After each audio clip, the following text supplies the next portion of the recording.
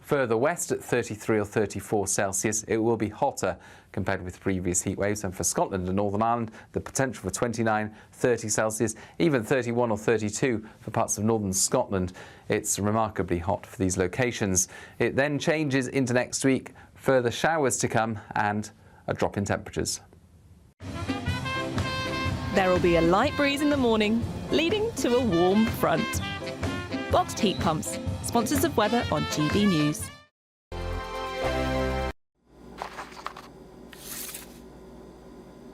Crash Law 24 sponsors GB News Traffic and Travel Report.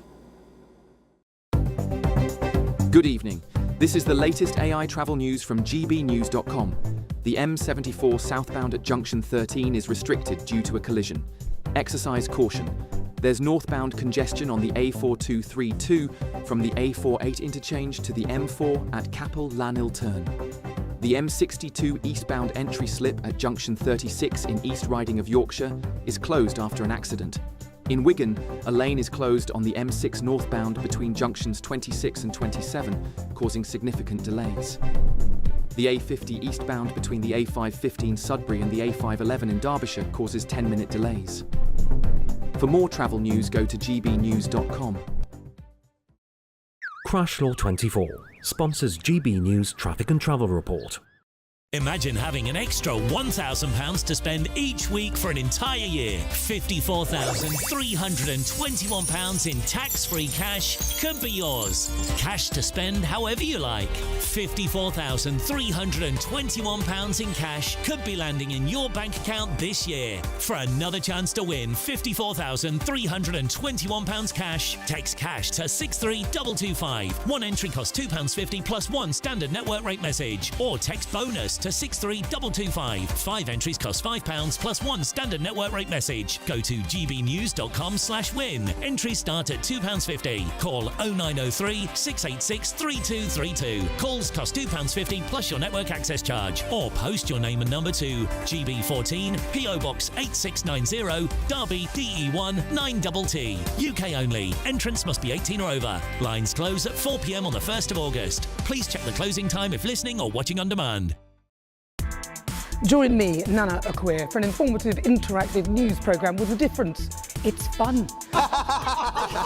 No, he didn't say that, Dave. I'm so surprised. I think there's an element of truth to that. Join me from 3 p.m. every weekend, only on GB News, Britain's news channel. Westminster, the ultimate clique. And you're fighting like rats in a sack. But here on the Camilla Tominey Show, we ask the questions the establishment media is too scared to ask. OK, let me ask you a straight question, because I know you're a straight-talking politician. Whether it's net zero, illegal immigration or law and order, nothing is off limits. You had the power then. Yeah, as I and say, now you've lost it. That's the Camilla Tominey Show, a politics show that's fearless. But no, let me finish my question if you don't mind, because it is my show. Sundays at 9:30, only on GB News, the People's Channel, Britain's news channel.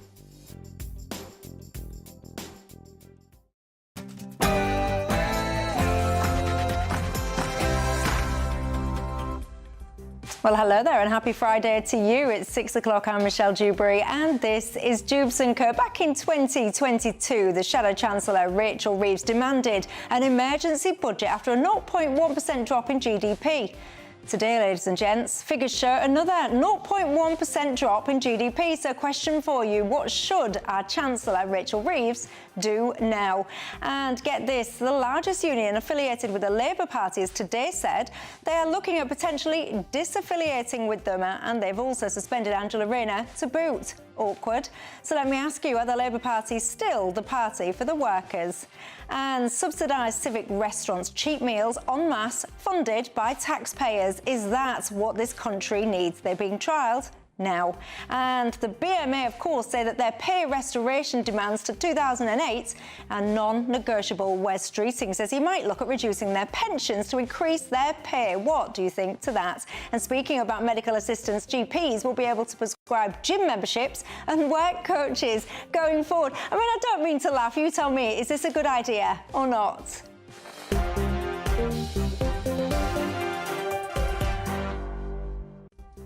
Keeping me company in my panel tonight, the former Tory MP Paul Scully and journalist and broadcaster Zoe Grunwald. But before we get stuck in, let's cross live and give you your 6 o'clock news headlines.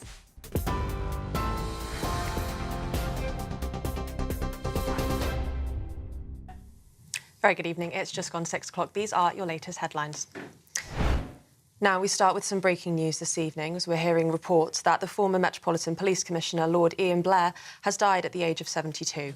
The crossbench peer and senior police officer led the UK's largest force between 2005 and 2008, including during the 7/7 bombings in London. Lord Blair joined the Met in 1974 as part of its graduate entry scheme. The other top stories this evening, the Home Secretary says the new one-in, one-out migrant scheme agreed with France is robust enough to withstand potential legal challenges. Sir Keir Starmer's struck a deal with France in a fresh push to stop the small boats, but it still needs sign-off from Brussels. President Macron has already taken aim, blaming Brexit for the Channel crisis. Meanwhile, Border Force and the RNLI have been out today in the water, with the first boat carrying migrants arriving into Dover this morning. The Home Secretary, Yvette Cooper, says under the new agreement, those making the crossing will be detained. Meanwhile, Tory leader Kemi Badenoch shared her doubts about the practicality of the deal. The deal that Keir Starmer has signed with Macron is not a deterrent. It doesn't do anything to reduce immigration, and one in, one out also means that as we're taking people, if the asylum seekers who go back to France get there, they can come back again. So we could have the same person going back and forth while we're receiving other people on France's behalf. Emmanuel Macron is working very much in the French national interest. We need our Prime Minister to work in the British national interest.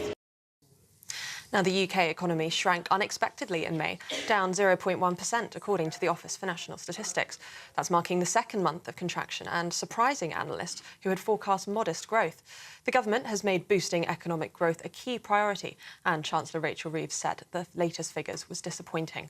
The ONS says the fall in economic output was mainly driven by a drop in manufacturing, while retail sales were also very weak. Looking stateside, President Donald Trump is heading to Texas after the catastrophic floods that killed at least 121 people. President Trump's expected to meet victims' families and first responders later on today. Torrential rains last week sent water surging down the Guadalupe River, killing dozens. Thousands of responders have spent days combing through debris, but no one's been found alive since the day of the floods. And amber heat health alerts are in force across much of England as the third summer heatwave pushes temperatures above 34 degrees. Hosepipe bans are now in place in Yorkshire and Sussex, with health chiefs warning of risks to the elderly and the vulnerable. However, at London Zoo, Penguin chicks have found their own way to cool off, taking their first dip in the main pool as the mercury hit 31 degrees in Regent's Park today. Those are the latest GB News headlines. For now, more news at the hour. For the very latest GB News direct to your smartphone, sign up to News Alerts by scanning the QR code or go to gbnews.com/alerts.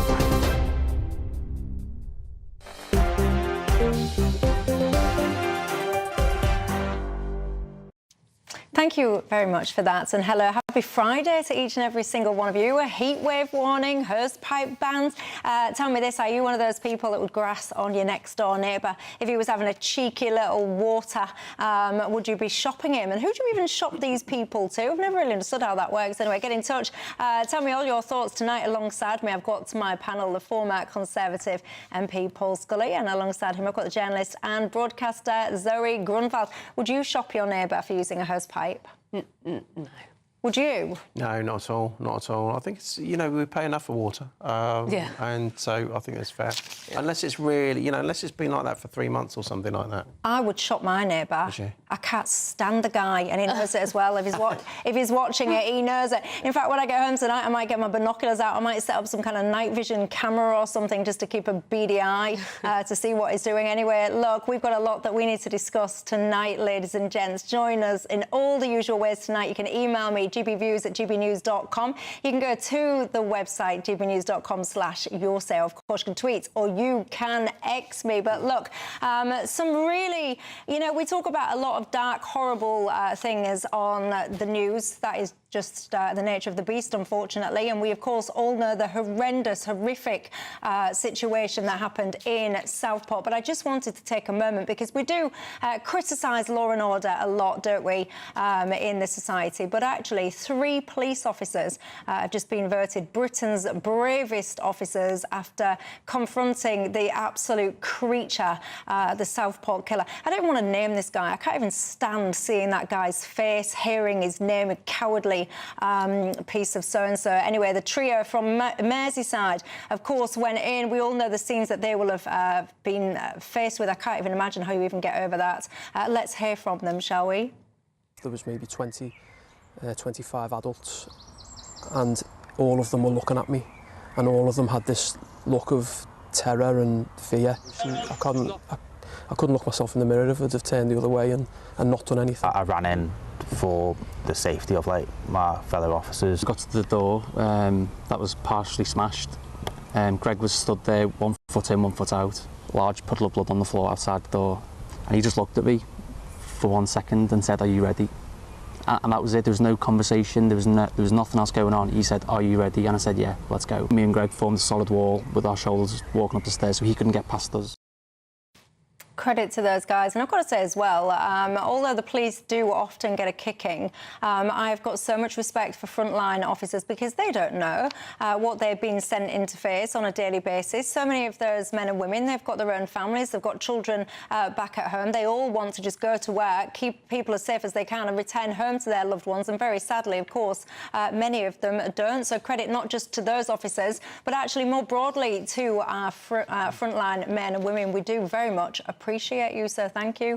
Moving on, because of course that's the end of the good news, ladies and gents. Yes, you know the drill. Anyway, look, of course we've had our economic figures out today, and I've got to tell you, it's not good news because we've seen another contraction, of course, in GDP. One of the things that caught my eye, ladies and gents, we've had a contraction in GDP of 0.1%. Well, take a look at this little tweet that's doing the rounds. It was then Shadow Chancellor Rachel Reeves. She put out, new in capital letters. GDP figures see dramatic drop to 0.1%, minus 0.1% in March. This adds to the worries families are already facing from the cost of living crisis if the PM and Cabinet come back from their away day in Staffordshire today with anything less than an emergency budget. They will have failed, she says. Very clear what she meant, but of course we've had Mel Stride. He shared that tweet today saying in 2022 Rachel Reeves demanded that emergency budget, and today under her watch we've had 2 consecutive months of economic contraction and all she offers is spin. This is rank hypocrisy. Families and businesses deserve leadership, not double standards. If Rachel Reeves won't follow her own advice, how on earth can she expect the country to follow her? Paul, your thoughts? Well, look, I mean, I think the Labour government have really not quite yet moved from opposition into government in terms of their thinking. So the stuff that they did a few years ago, they will just brush aside because it's one rule for them, one rule for ourselves. I think Rachel Reeves was also foolish earlier on in the year, I think it was February, when she was claiming that a 0.1% increase in the economy, in GDP, was a great thing. We were leading the G7, and this was all gave the floodgates open to make a load of changes in terms of the winter fuel allowance U-turn. But actually, it was because a load of businesses were rushing goods out of the door ahead of the Trump's tariffs. We all knew what was going on. Yet she's sort of painted herself into a corner now. Zoe, your thoughts? Yeah, I mean, look, you can spin it whatever way you want. Ultimately, we have sluggish growth, and it doesn't really matter what tweaks the government is doing at this point. A lot of this is out of our hands, as you say. It's often down to global factors. We've seen recently how any headroom Rachel Reeves has had has been knocked out by whatever Trump decides to do, or any other, the price of oil or any other war in the Middle East. So really, what we need is a big look at how we are generating money in this country, how we are going to grow our economy, how we're going to encourage people to invest. And I think what Labour is currently doing is trying to tweak around the edges, you know, little tweaks to the tax system, trying to do this, oh, but hang on, our backbenchers don't like that. And actually, that's not going to work. You need to look at where the inequality is in this country. I think you need to look at the tax system, and you also need to look at why investors would come to the UK and put their money here. And I think that is about improving the health of our nation. It's about improving the productivity of our nation. It's trying to say, actually, these areas of the country are worth your investment because we're going to invest in them ourselves. I just think currently what we've got is managed decline. It feels like we've had managed decline for quite some time there. Some people would say it happened under your watch, the Tories' watch as well, Paul. Well, to be fair, that's partly true. I think we had a lot of global headwinds in terms of the financial crash in 2008. We were still picking up the pieces at that point, and we only just started to build up a safety net when we were hit again with COVID and then again with the energy crisis and the invasion of Ukraine. But we didn't do the fundamentals. I was badgering the Chancellor over that period to actually reward risk. I used to run businesses myself. I'm back running businesses now. And actually just use the word in a budget, reward risk, so that people actually feel that you're on the side to start a business and to scale a business.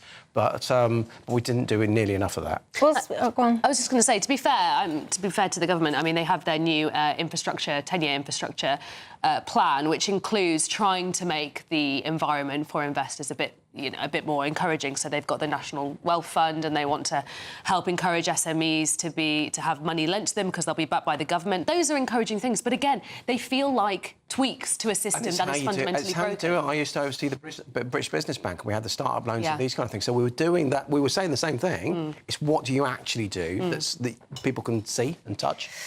How do you feel? Are you a small business owner in this country? Zoe mentioned about encouraging investment. One of the rumours that were afoot was whether or not ISAs, cash ISAs, were going to be tinkered with. Of course, you got your £20,000 limit. Now, there were rumours that that limit would be brought down to about £4,000 or £5,000. Apparently, that is no longer on the table. Is that the right move, to keep that £20,000 limit the way it was? Yeah, I think it is. I have some sympathy with the underlying reason why you might want to tinker with it, because you want to encourage people to invest in shares rather than just keep your cash in the bank.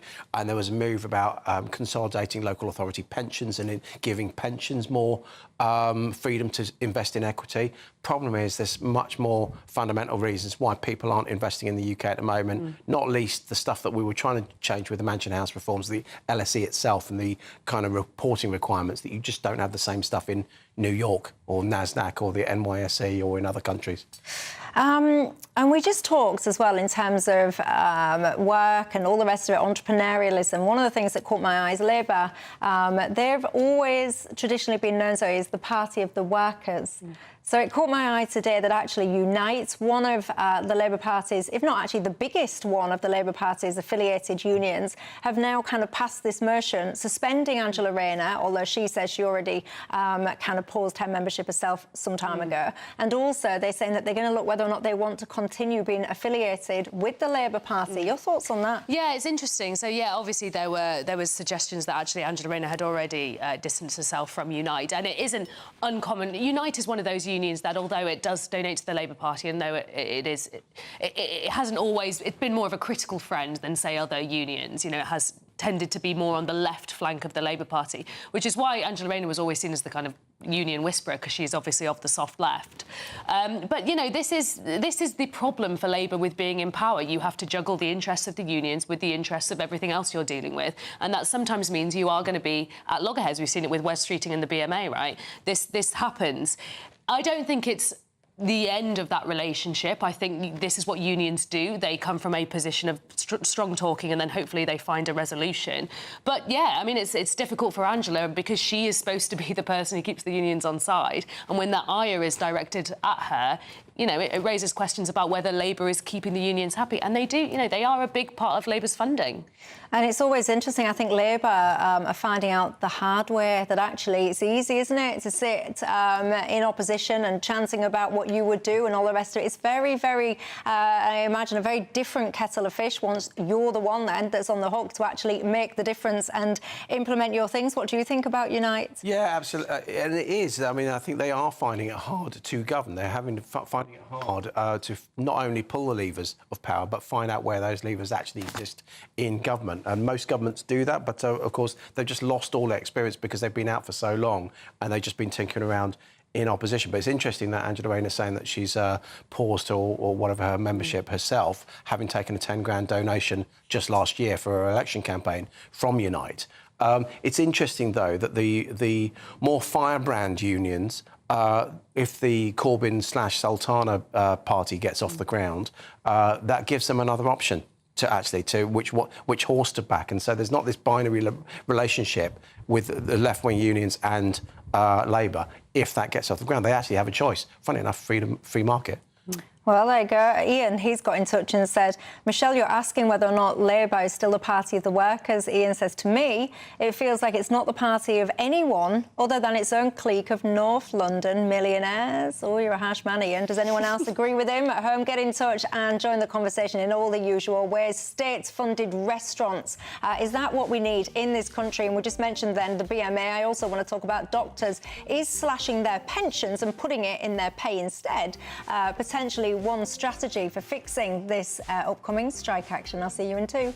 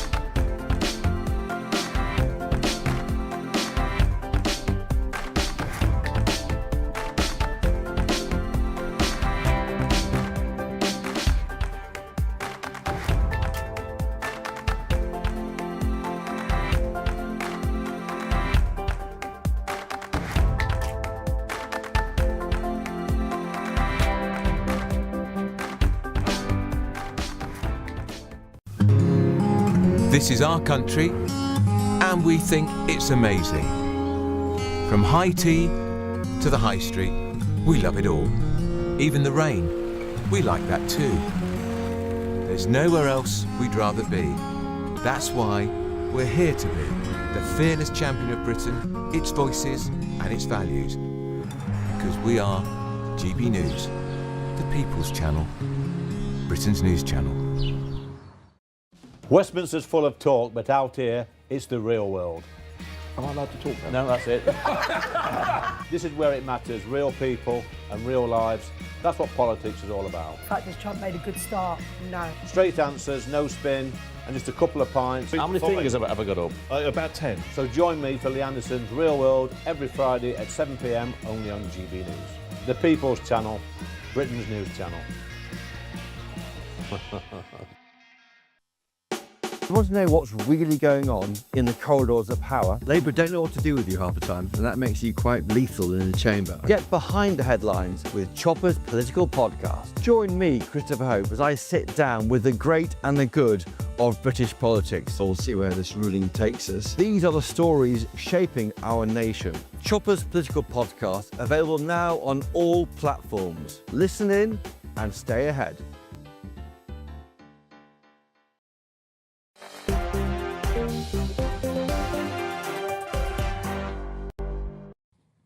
Hello everybody, welcome back to Dewbs & Co. on this beautiful, beautiful Friday night. Fair play to you for sitting in front of your TV and watching and listening to Dewbs. I love it. Maybe you're sat in your garden actually, on your sun lounge, and you've got me in your ears instead. What a treat for you all. Look, lots of you getting in touch tonight. David says, Michelle, The more you tax, the more the economy will shrink, he says. Rachel Reeves hasn't got a clue. He says it's economics basics 101.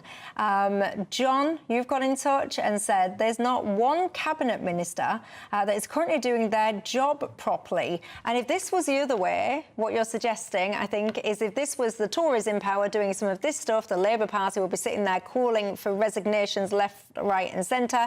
He says that should be happening. Yeah, but you've got to be careful what you wish for, actually, because a lot of people get in touch and say, Michelle, we want a vote of no confidence in this government, but what would you actually get as the outcome if that was to be successful? Anyway, look, let's talk about eating out, shall we?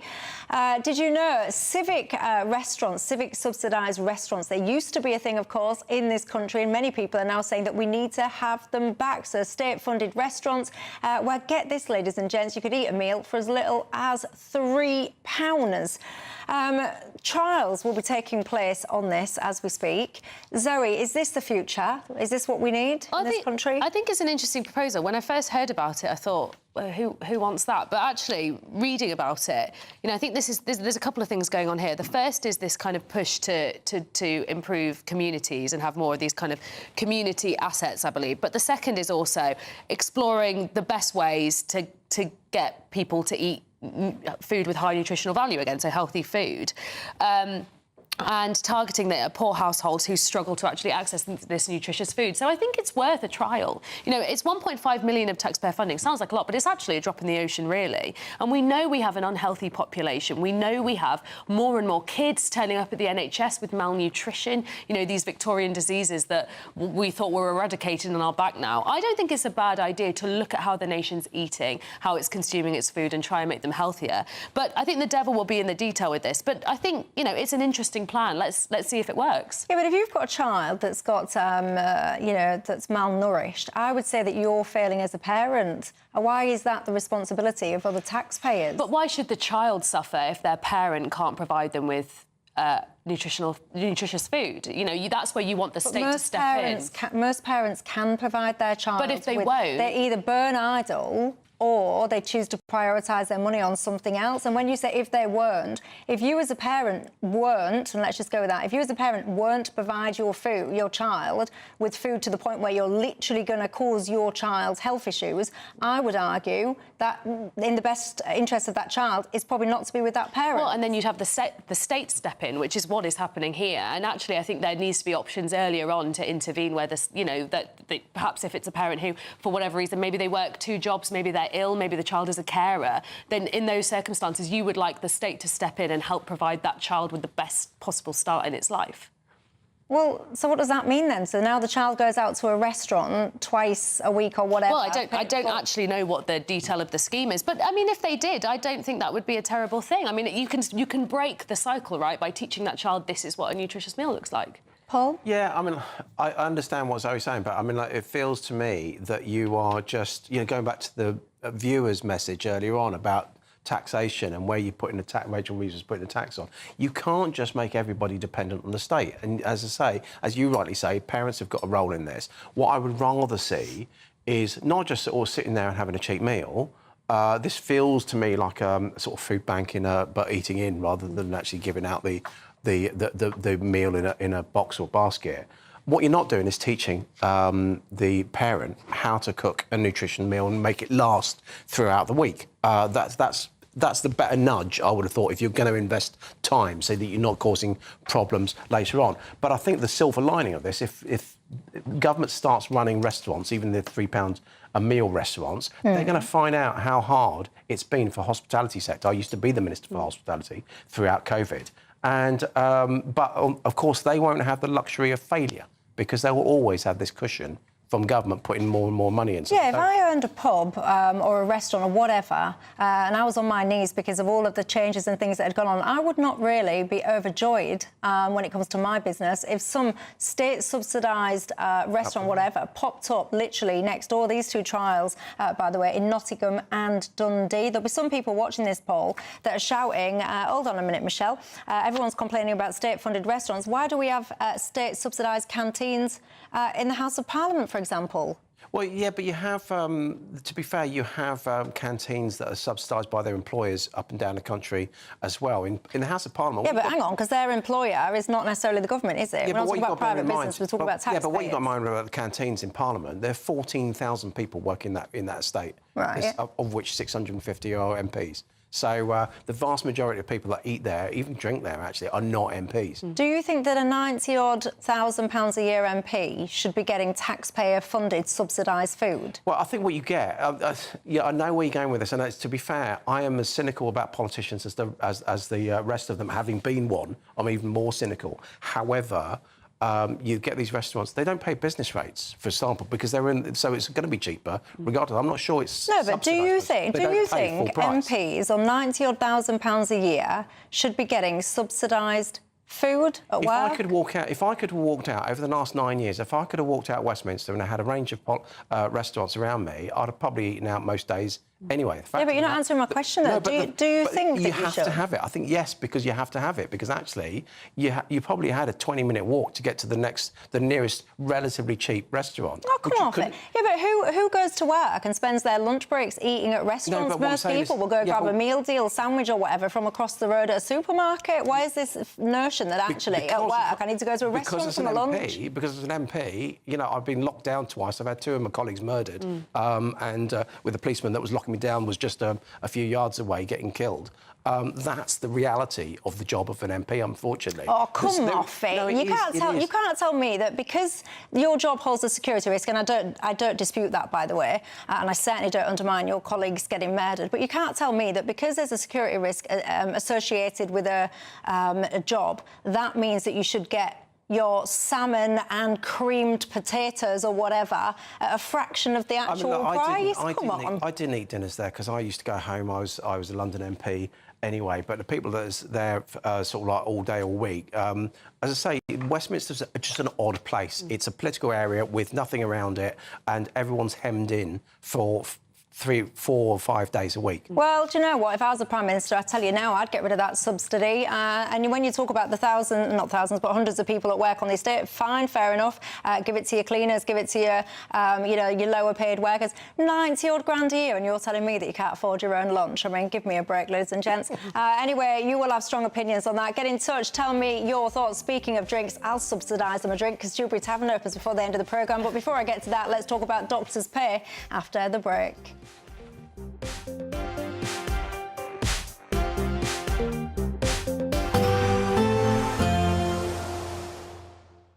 Ready to soak up that holiday sunshine? Won't we need some cover? No worries. All sorted. All Clear Travel Insurance sponsors GB News Travel Destinations Forecast.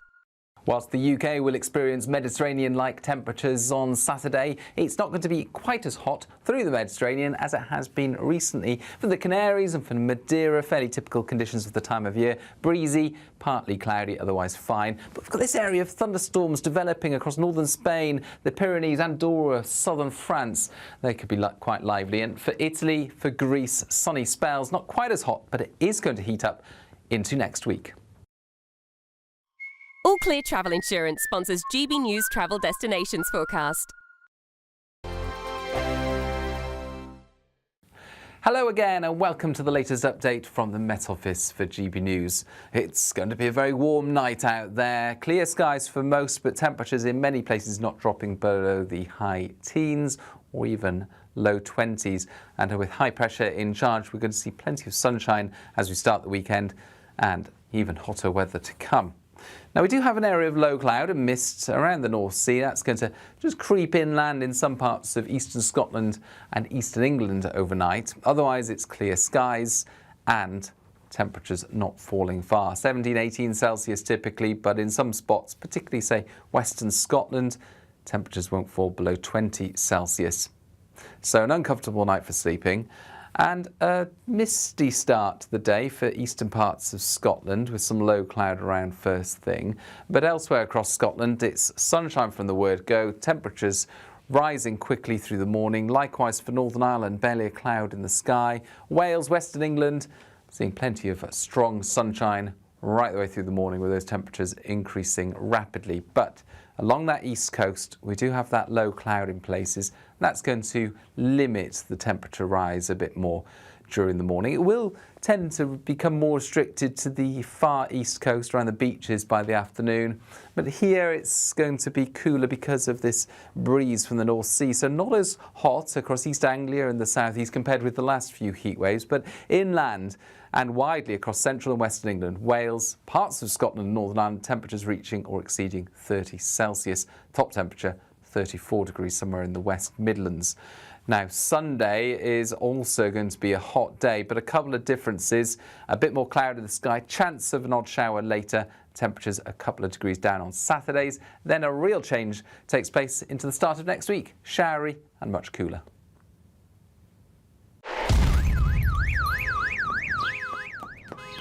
Crash Law 24 sponsors GB News Traffic and Travel Report. Good evening, this is the latest AI travel news from GBnews.com. On the M74 southbound at junction 13, traffic is restricted due to a collision. Drive cautiously. In South Gloucestershire, the M5 southbound junction 16 has a lane closed due to a broken down vehicle, causing 30-minute delays. Portsmouth's A27 westbound between the A3M and the M275 causes 20-minute delays.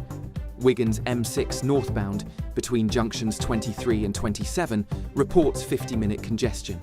And on the trains, Avanti West Coast and Cross Country face disruptions between Wolverhampton and Birmingham International. For more travel news, go to gbnews.com. Crash Law 24 sponsors GB News Traffic and Travel Report.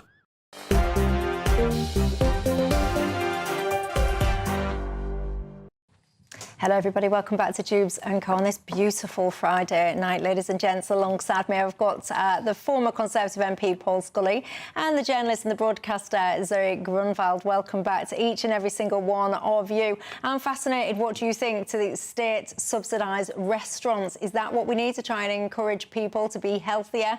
And if you're against them, are you also against my little bugbear? It is a little bugbear of mine, subsidised. Why are you taxpayers paying for MPs on 90-odd grand a year, more than many of you will earn, to have cheap booze and food? Never understood that. Anyway, look, let's talk, shall we, about GPs. We know that we've got a bit of a health crisis in this country. What is the answer then? GPs have been urged to stop handing out sick notes and instead send people to the gym, or get this, even to go and see a job coach. I'm all in favour of innovation, and I think that we need to think differently and creatively about how we resolve the problems our society faces. Is this a solution that you could get behind, GPs doing this? I think it depends on the detail. If you're going to give people expensive gym membership, then maybe it's taking the mick. But if it's actually just basically getting people to help themselves rather than handing out a load of antibiotics or antidepressants, then I think that's got to be a good thing. You know, the NHS...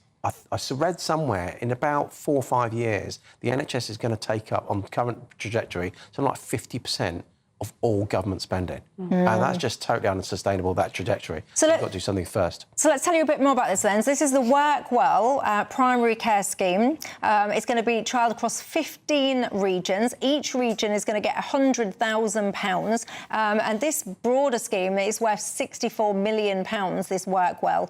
11 million fit notes were issued last year. 11 million. I mean... Zoe Grunwald, your thoughts on this? Yeah, it's interesting. I mean, I can understand. Social prescribing isn't a new thing. It's something we've been talking about for a while, which is trying to have less medical solutions to health problems and trying to get people to actually maybe go out, go to the gym, go for walks, you know, because we know that has a link to your mental health and can have a link to your physical health as well. So I think generally that's good. We know it works. My question is, you know, is this lots of gym memberships being handed out? In which case, I'd love my subsidised gym membership. But I actually think generally it is a good thing. I think people should be empowered to take care of their own health. I think having a GP that can talk to you and give you something that isn't just, because people don't like being brushed away with just a prescription for medication. You know, people actually can sometimes feel that is a bit insulting. So I think having a more holistic approach to healthcare is good. One thing I think is worth pointing out is we still do have, you know, really high waiting lists for appointments, which are causing people to be off work sick for a long time. And we do still have woefully inadequate mental health support, which also, you know, you can't just gym your way out of. People do need mental health support. So I would like to see that in tandem with more support for getting down waiting lists and mental health support as well. But generally, I don't think it's a bad thing. I think the fact that you've doubled, the fit notes have doubled over the last, since 2015, shows the fact that you've got companies that are actually there outsourcing their sick notes, you don't even have to see them, shows the problem that we're having in the workplace at the moment and getting people back to work. Well, I just worry a little bit about whether or not GPs are going to become some kind of social workers or something like that. If you're sitting there and you're saying to your patients, oh, you know, what about going to see a job coach and going to see this and going to see that?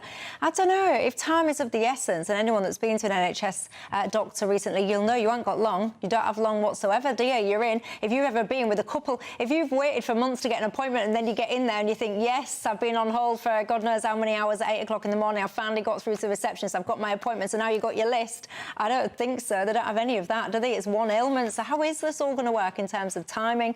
You can tell me whether or not it's something that you could get behind or not.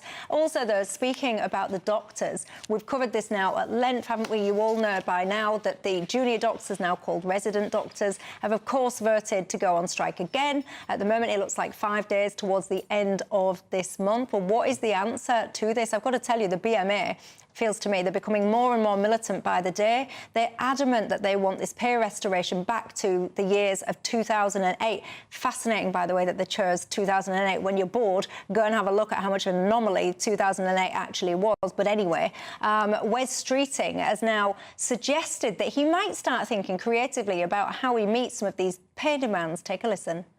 You look at that hefty pension, that's generous pension, 23. If my employer was putting 23% into my pension, I'd be dancing down the street. Well, I mean, we've got this situation, Sheila, where the pension pot, by the time people become consultants, is so big that consultants lobby us to change the tax rules because they're taxed so heavily on the pensions because they're that valuable that they're like, oh, I might as well not bother working, my pension's so valuable. That's where we get to then. Now, if the BMA want to come to me and say, do you know what, given that challenge, we think we would rather have a slightly less generous pension in order to have higher pay today.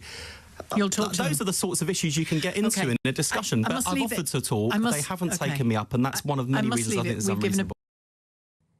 What do you think to that? Because lots of you have been in touch with me before about the actual amount of pension contributions, not just the doctors, by the way, that public sector workers per se, they are often very generous, often much more generous than private sector.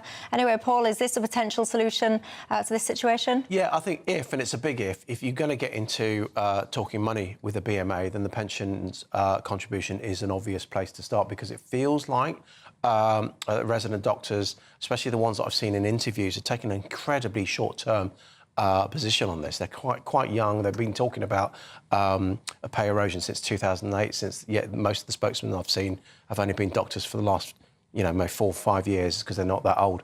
And so if you're going to get into money, yeah, but there is no way that you can take seriously a pay request of 29% or demand of 29%, having had the highest public sector increase last year and a whopping great 20-odd% increase the year before that as well. Zoe? I mean, 29% is high, it is. And obviously, we all want to see doctors paid more. We want to see nurses paid more. We want to see all those public jobs that keep us safe and keep us healthy paid an appropriate amount. And I think there's lots of conversations we can have about whether we pay certain professions properly and whether other professions are overpaid. But I think the problem is here that they already had a significant pay rise. And, you could say, well, obviously, if you are a union, you start as high as possible and then you negotiate downwards, but you always have to start with best possible outcome. And, there are other things they could negotiate on as well. I mean, Wes Streeting's talked about actually maybe conditions is a thing they want to negotiate on. But the problem is all of this comes back to recruitment and retention of healthcare staff. And one of the problems the NHS is struggling so much is because of that. And, is pay the golden bullet to that? Or is it other things like trying to get more people in? Is it looking at the student loan system? Is it looking at training? Is it looking at the conditions in the NHS? I don't know if pay alone will satisfy the discontent that a lot of NHS workers have. And I think ultimately they might be starting from a very strong, resolute position, prepared to negotiate downwards. Also, they don't really care if they've got the public on side. The unions only answer to their members. They don't really have to care that much about public opinion. They're not elected officials. But I think it's very, very hard for other people in other professions who haven't had a significant pay rise to look at that and think, well, I'd quite like a 22%, 29% pay rise as well.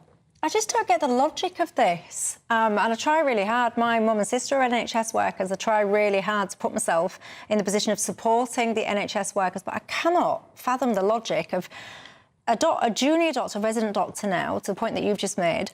You had not even started your training in 2008. You'd not even started it, actually, for many years, probably after 2008, in many, many cases. So you looked at the salaries, you saw what things were doing, you saw the direction of travel, and you still chose that as your profession, and you still chose to go into that.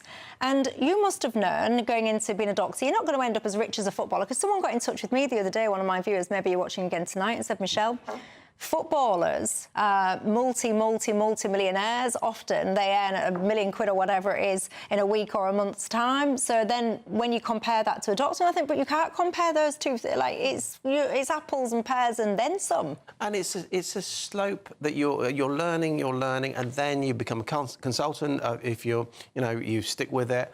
And then your money starts to gradually go up. So you're serving your apprenticeship in many ways. And as long as you understand that, and most doctors should be there, having given the Hippocratic Oath for public service, for making people well. I do worry, actually, about the judgment of the management of the union, the leaders of the union. I frankly wouldn't want them treating me if that's their standard of judgment. What do you make to it, ladies and gents? It's a bit of a depressing well sometimes, isn't it? So do you know what I like to do? I do like to take myself off to the pub on occasion. In a minute, Dewberry Tavern will be opening because, you know, we are losing so many great British pubs in this country, but don't worry, Dewberry Tavern is not closing anytime soon. When I am in a pub, I do like a little bit of karaoke. What is my favourite song to sing, ladies and gents? It's this one. So Sally can wait. Yes, you don't need me to sing there, because guess what's happening tonight? Oasis are back. Let's cross live to Sophie Reaper. Sophie, with your bucket hat on, tell us. Well, Michelle, the atmosphere here is amazing. Well, we are absolutely having the time of our lives here outside Heaton Park, and one can only imagine what the atmosphere is like in there. We'll be coming to you very shortly with a report from here. Welcome back to Britain's Newsroom with Andrew and Beth. Hello everyone, Patrick Christie is here. I'm Michelle Dewberry, Britain's News Channel. Access the stories that matter to you. Take the GB News family with you on any device. And as long as you have an internet connection, tune in to GB News anywhere on the planet or beyond. GB News, the People's Channel, Britain's News Channel. The 12th, a day to celebrate history, community and family here in Northern Ireland. Join me, Arlene Foster. And me, Dougie Beattie, as we bring you live coverage of the July 12th celebrations. Right across the United Kingdom. It's all happening here on GB News, the People's Channel, Britain's News Channel. Westminster's full of talk, but out here, it's the real world. Am I allowed to talk now? No, that's it. This is where it matters, real people and real lives. That's what politics is all about. In fact, this Trump made a good start. No. Straight answers, no spin, and just a couple of pints. How many fingers have I got up? About 10. So join me for Lee Anderson's Real World every Friday at 7 p.m. only on GB News. The People's Channel, Britain's News Channel. Join me, Nana Okoye, for an informative, interactive news programme with a difference. It's fun. No, he didn't say that, Dave. I'm so surprised. I think there's an element of truth to that. Join me from 3 p.m. every weekend, only on GB News, Britain's News Channel. Good Afternoon Britain isn't just about us. The wonderful thing about this programme is it's about everyone watching. It's an interactive programme. Well, there absolutely is something to see here, and we're going to be talking about it more. Whether it's breaking royal news, please bring us up to date, or indeed a particularly punchy speech in the House of Commons. Very, very curious. We bring it to you live, and then we bring you live reaction as well. That's Good Afternoon Britain, weekdays from midday. Only on GB News, the People's Channel, Britain's news channel. In the GB Newsroom, we bring you the news as it happens. With our team of dedicated journalists across the UK, we're ready to keep you up to date with what's happening every half an hour, every single day. Bulletins here on GB News, the People's Channel, Britain's news channel. Mornings don't have to be tiresome, especially if you have the right company. Wake up to news as it happens, opinion and debate, and of course, a little bit of entertainment too. Because when the kettle's on, we're on. That's Breakfast on GB News, a show worth waking up for. Every morning from 6 a.m. Only on the People's Channel, Britain's news channel. We'll spread the news, you spread the word.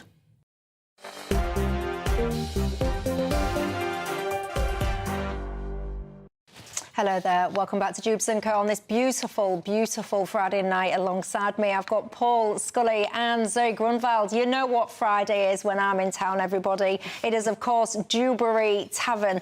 So it's my tradition. I do like to share a glass with my panel and also each and every one of you at home. So cheers to you at home. Cheers to you, Zoe. Cheers. Cheers to you, Paul. Cheers. Let me tell you. Oh, that is nice. I've got to tell you, it's cold as well. That is a rare treat. It's cold and it's served in glass. You're spoiling me in Dewbs & Co tonight. But look, if you're not sitting at home having a beer with me, you could be perhaps in Manchester if you are one of the lucky few, because, of course, Oasis have reformed and they are playing tonight. Let's Cross Live. Sophie Reaper, what a treat, Sophie. You're there in your bucket hat. You're on the side of the road. Is the energy electric? Tell us more. Indeed, Michelle, and I have to say, I think you'll be sharing a drink not only with your panel and with your viewers tonight, but with about 80,000 people here in Heaton Park who have gathered for that iconic event, Oasis finally reuniting. But not just that, this is of course the homecoming gig of the Gallagher brothers. They were born and raised about 20 minutes from Heaton Park. We saw them in Cardiff last week, but this is I think is the one that everyone has been waiting for. And not to be too punny with it, but little by little we are getting ever closer to the Gallagher brothers taking to the stage. It's 8:15 that's going to happen, so not long to go at all now, Michelle. And you asked about the atmosphere. It indeed is electric, almost to paraphrase my favourite Oasis song. There you go, she is electric. But let's try and chat, I think, to some Oasis fans. Let's see if we can grab someone who's about to head in. I'm very jealous of them, Michelle. We've not managed to get tickets. Let's see if we can speak to someone. Excuse me, are you excited for the gig tonight? Absolutely. Yeah, and where have you come from tonight? Australia, Melbourne. All the way from Australia for the gig? Yeah, we sure are. That is quite a journey. And what are you most excited for? Just a bit of a reunion and yeah. Favourite song? It'd be Electric. Same as me, same as me. Thank you very much. Enjoy the gig. See if there's anyone else. There we go, darling. Are you very excited? Very excited! Have you travelled far? Not too far, but we had a broken down bus and we had a bridge situation. But you've made it. We've made it! You're the most excited we've seen today. Yes! How long have you waited for this? 20 million years! Enjoy the gig, my love. Thank you! She's having the time of her life, Michelle. I think that will be mirrored here today by 80,000 people who are going to be in Heaton Park. Not long to go till we see them take the stage. So much excitement to finally see Oasis back together here in Manchester. Oh, I'm excited. I'm so excited. I'd love to be next to that lady that you've just found, Sophie, in a few hours' time. I can't wait. It starts, did you say, 8 o'clock? Yeah. 8:15 Oasis are going to be taken to the stage, Michelle, and we're expecting a 2-hour set from them. 24 songs jam-packed in, but there's still some huge songs missing. Stop Crying Your Heart Out, Shaker Maker. So it's going to be interesting to see if they match the set list from Cardiff or there are a few changes. Well, as long as they do, don't look back in anger, that'd do me. But for now, have a good night, Sophie. I'm jealous, I can tell you that. Paul, what's your favourite Oasis song? Oh, I've probably got either Don't Look Back in Anger or Wonderwall, I think. Oh, Wonderwall. I love doing Wonderwall on the karaoke. Absolutely love it. What's your favourite song? Oh, you're going to expose me. I'm not really an Oasis fan, so I'm going to say Wonderwall because it's the classic. I was going to say, yeah, you must at least know, even if you don't like Oasis. Yeah. Even if you don't like Oasis, ladies and gents, I mean, I like them very much. I wish I was there. Obviously, I love being here with you guys. I love being in Dewberry Tavern, and I love talking about the state of the nation, but I would also quite love to be in Manchester tonight. It'll be absolutely amazing.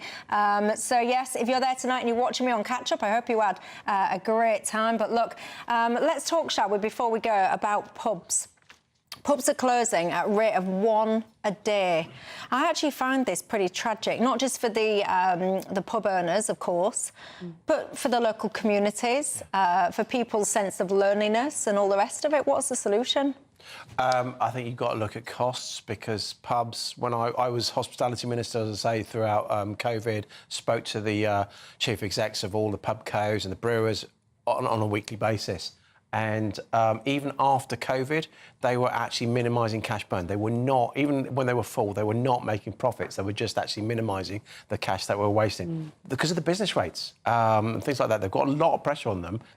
Two things they can do is actually reform business rates like the Labour government party said they were going to do when they came into government, and also tackle the energy costs, the high energy costs. What do you think the solution to pubs are? Well, Paul obviously knows a lot about this because of his previous ministerial position, but the thing that always occurs to me, particularly in London, is licensing laws. I mean, the pubs around certain parts of London close so early. Last orders, you're talking about 9 p.m. It's hard to see how they can make a living if they're shutting so early. And obviously, to make up for that shortfall in time, the prices are extortionate. You know, you're talking about some places around London Bridge, you're talking about £8 for a pint, which is just ridiculous. I mean, I grew up in Wakefield where, you know, you could get a £5 round, which was very good. This is when people talk about levelling up and all the rest of it. I don't drink pints, but I do drink wine. I like Prosecco. And actually, when you compare the price of wine and Prosecco in London, for example, to what you pay in Hull, I always think to myself, you've got to be a bit careful when everyone wants levelling up, because you do not want to level up your alcohol prices in the pubs. I can tell you that for free. Lorraine, you've got in touch about this doctor story. You're saying it's impossible.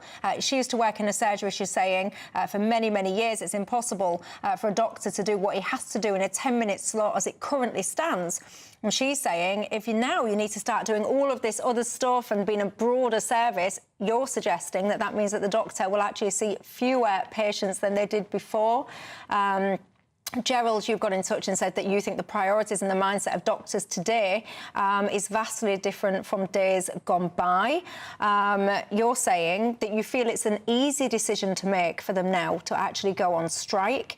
I can tell you a lot of people have got in touch and said, and you've been saying this to me in previous days as well, that you think it should be unlawful for doctors to go on strike. Some professions already, you can't strike. One of my other viewers here has said, Michelle, tie them into the system. If you want to train to be a doctor in the UK, you should be tied in some way, shape or form to the NHS.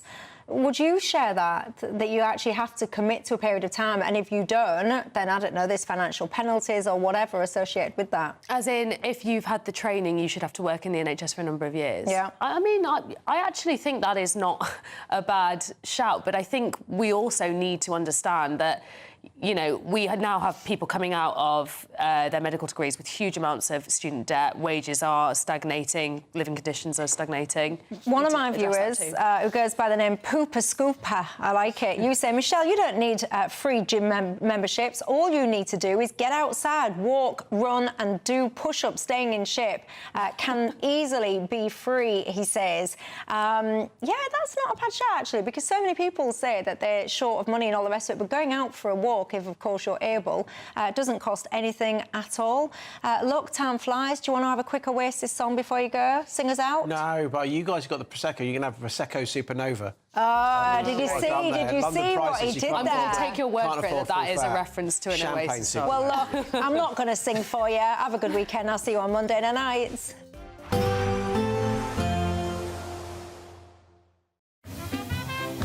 Heavy showers first thing will be followed by a warm, cosy day. Boxed boilers, sponsors of weather on GB News. Hello again and welcome to the latest update from the Met Office for GB News. It's going to be a very warm night out there. Clear skies for most, but temperatures in many places not dropping below the high teens or even low 20s. And with high pressure in charge, we're going to see plenty of sunshine as we start the weekend and even hotter weather to come.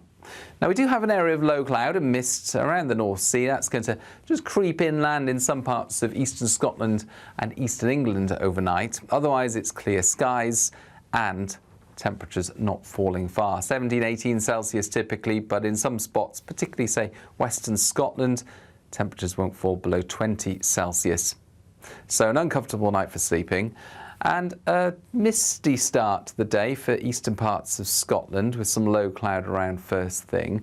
But elsewhere across Scotland, it's sunshine from the word go, temperatures rising quickly through the morning. Likewise for Northern Ireland, barely a cloud in the sky. Wales, Western England, seeing plenty of strong sunshine right the way through the morning with those temperatures increasing rapidly. But along that east coast, we do have that low cloud in places. That's going to limit the temperature rise a bit more during the morning. It will tend to become more restricted to the far east coast around the beaches by the afternoon. But here it's going to be cooler because of this breeze from the North Sea. So not as hot across East Anglia and the southeast compared with the last few heat waves, but inland and widely across central and western England, Wales, parts of Scotland and Northern Ireland, temperatures reaching or exceeding 30 Celsius. Top temperature 34 degrees somewhere in the West Midlands. Now, Sunday is also going to be a hot day, but a couple of differences. A bit more cloud in the sky, chance of an odd shower later, temperatures a couple of degrees down on Saturdays. Then a real change takes place into the start of next week, showery and much cooler. Heavy showers first thing will be followed by a warm, cosy day. Boxed boilers, sponsors of weather on GB News.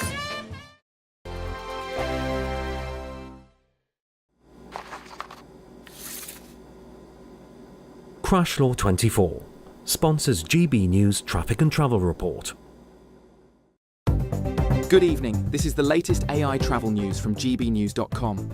Road users in East Riding of Yorkshire should note a collision on the M62 eastbound between junction 36 and 37. All lanes are closed with delays up to 20 minutes. In South Gloucestershire, the M5 southbound at junction 16 has 30-minute delays due to a broken down vehicle.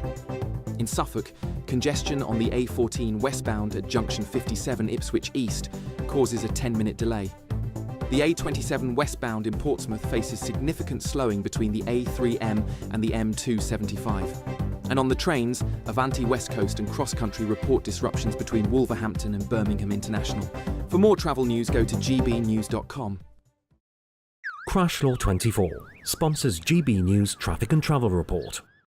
We're kick-starting summer with your chance to win our biggest cash prize to date, as there's an incredible £54,321 in tax-free cash to be won. What would you spend it on? A brand new car, the holiday of a lifetime, or just sit back, relax and remove some of those day-to-day financial stresses? For another chance to win, text cash to 63225. One entry costs £2.50 plus one standard network rate message, or text bonus to 63225. 5 entries cost £5 plus one standard network rate message. Go to gbnews.com/win. Entries start at £2.50. Call 0903 686 3232. Calls cost £2.50 plus your